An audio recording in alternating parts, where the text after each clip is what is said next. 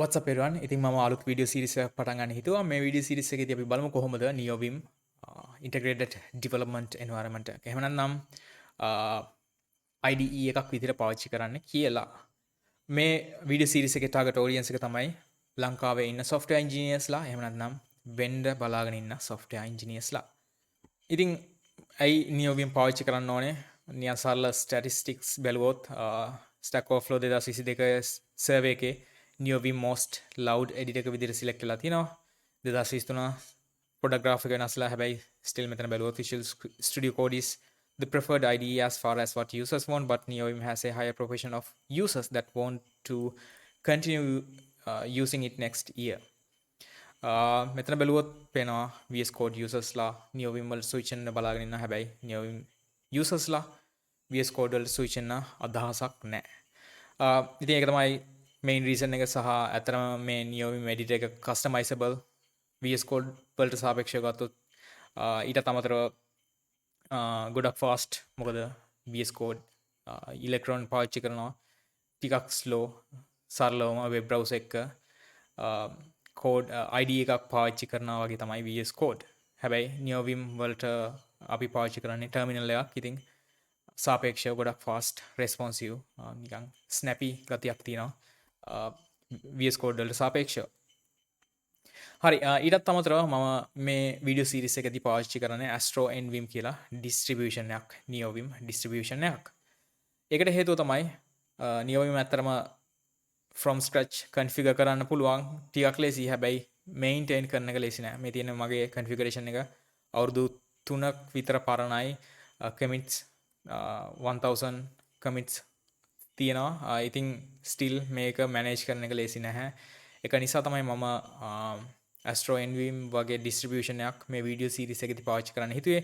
මමත් අත්‍තරම Astro Neovim වලට switch වෙන්න බලාපොරොත්තු වෙමින් ඉන්නවා ඉදිරියේදී. හරි. මේ වීඩියෝ සීරීස් එකේදී අපි කතා කරන්න බලාපොරොත්තු වෙන්නේ package managers මොනවද? language server protocol කියන්නේ මොකක්ද? ඒක configure කරන්නේ කොහොමද different languages වලට? ඊට අමතරව අපි බලමු මොනවද necessary plugins IDE එකක් විදිහට Neovim පාවිච්චි කරන්න.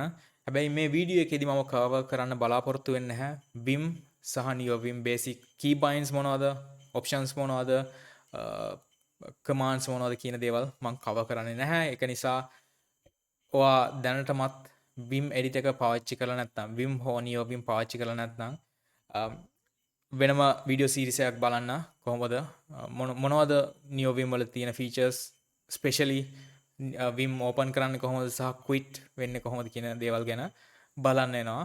මොකද ඒ වගේ දේවල් cover කරන්න අදහසක් නැහැ.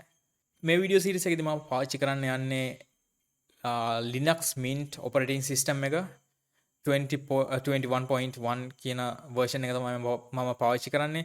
ඉතින් මම ඔයාලට recommend කරනවා .NET පාවිච්චි කරන්නේ development කරන්නේ නැත්නම් Windows වලට විතරක් තියෙන softwares පාවිච්චි කරන්නේ නැත්නම් මම recommend කරනවා Linux Mint වගේ Linux distribution එකකට switch වෙලා බලන්න. මොකද අද වෙද්දී ගොඩක් Linux distributions hardware support එක හොඳයි, user friendly ඒ වගේ දේවල් හිතලා බලද්දී ඇත්තටම මම නම් තේරුමක් නැහැ Windows පාවිච්චි කරන එකේ.